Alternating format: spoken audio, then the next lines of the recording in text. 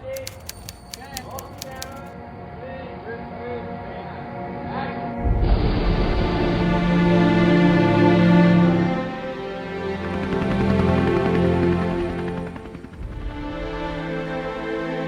are also very fortunate this day and age, as there is so much great camera choices out there in the marketplace. So why did I choose red? Look, at the end of the day I need a workhorse, something that won't let me down, and it has to tick as many of my boxes as possible. What I use day to day has to fall into three major categories. Image quality being number one. It has to be easy to use, on set and all the way through the post-production process. Third is size and weight.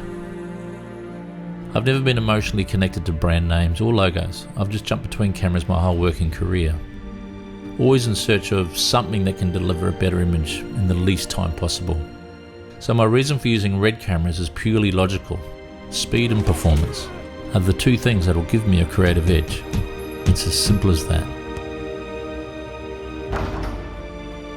For me, image quality is everything. Some say resolution is not important, but for me it is. I shot a lot of 10 by 8 inch film in my photography days, which was probably and still is the ultimate in resolution. Having all that resolution gave me so many options to reframe and resize with no worries about grain, and yes, the lens had to perform as well, or the resolution was wasted.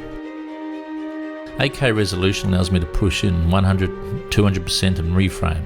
It's like having 2 or 3 lenses on the same camera during the same take. The more resolution and deep data there is in the raw container, the more dynamic range I have, meaning the more colour grading choices I have, meaning the less noise there is. It's simple schoolboy math. You can't argue the science, even though people love to try.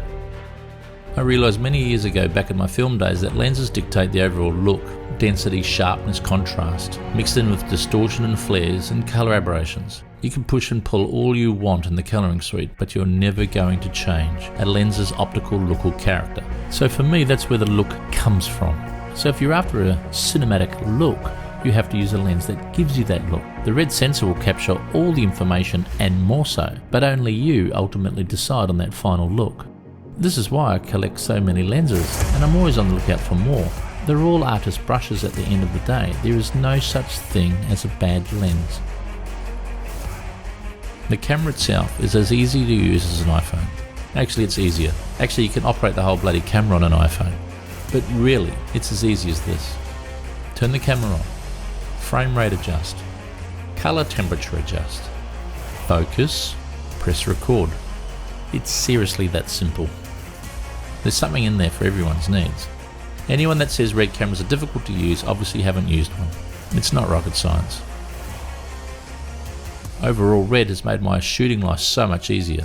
I'm actually getting quite lazy with exposure and colour settings these days, only because I don't live in a colour-baked world anymore. In my 35mm days, I had to be like spot on with everything, but now I'm in a raw world, meaning I can change all that information later. If I'm in a rush trying to capture a performance or a shot that I could lose any second, or I've completely disregarded the colour temperature and I'm underexposed a couple of stops, all sorts of things can go down.